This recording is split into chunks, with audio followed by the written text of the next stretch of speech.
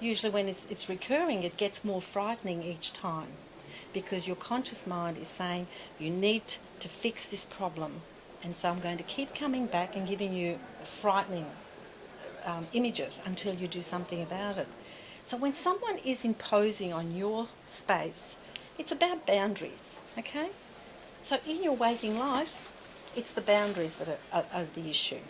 But another funny one that people always ask me, losing your teeth. Who's had that dream? Losing your teeth? Yeah. What's with losing your teeth? Nothing to do with dental work, because usually you wake up and your dreams are fine. So who's had that dream? Now have a look.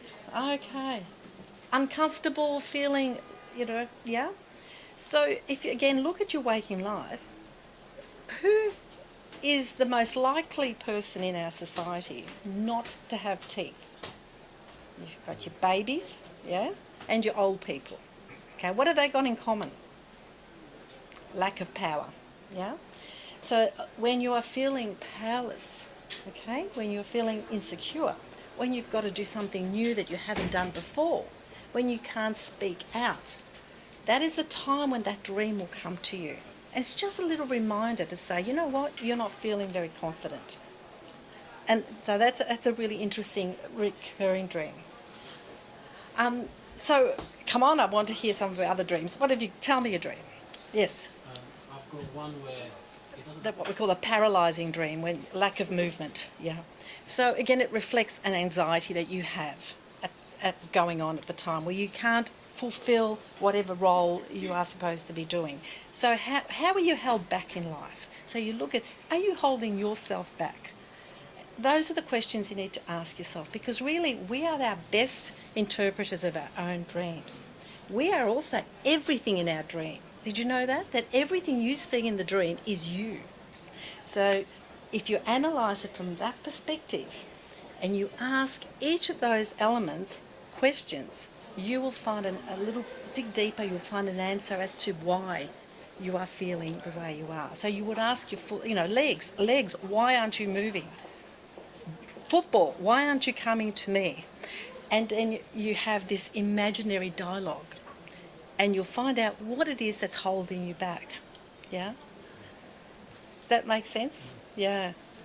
So it's not mysterious, but people in biblical times have had amazingly inspirational dreams.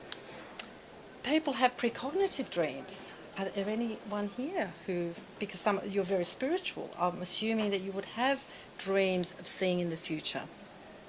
I know I have, when I was a little girl, I grew up in a little town in Italy. I was very young. My grandmother was a great believer in dreams and interpretations. So I was able, as a very young child, to be freely open about my dreams. And when you are open, you allow that part of you to expand a lot more. So even now, I do have precognitive dreams, particularly when it comes to things like earthquakes or for some reason, more natural disasters. I don't know why. I just tend to have. Although I do know that once upon a time, we all had these emotions. Whenever there is an earthquake or great disasters, look at the animals. You'll always see, when it's raining, do you see ants scurrying about? If there's a storm, the birds totally disappear.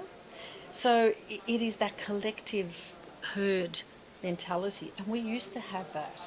And over time, we've lost that connection.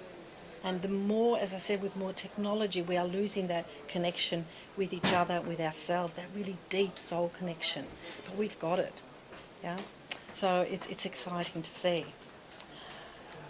Oh. So how did you feel? One of the things we ask ourselves in dreams is how you feel immediately when you wake up. Do you know we forget our dreams up to 5 minutes after we wake up?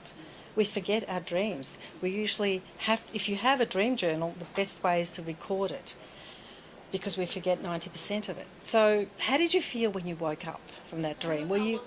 Right. Okay. So it's giving you a timeline of, because those friends represent parts of you. So in our dreams, when you see your friends or you see your family, it's not necessarily those people. They are parts of you. And so you have to look at it from that perspective. Okay?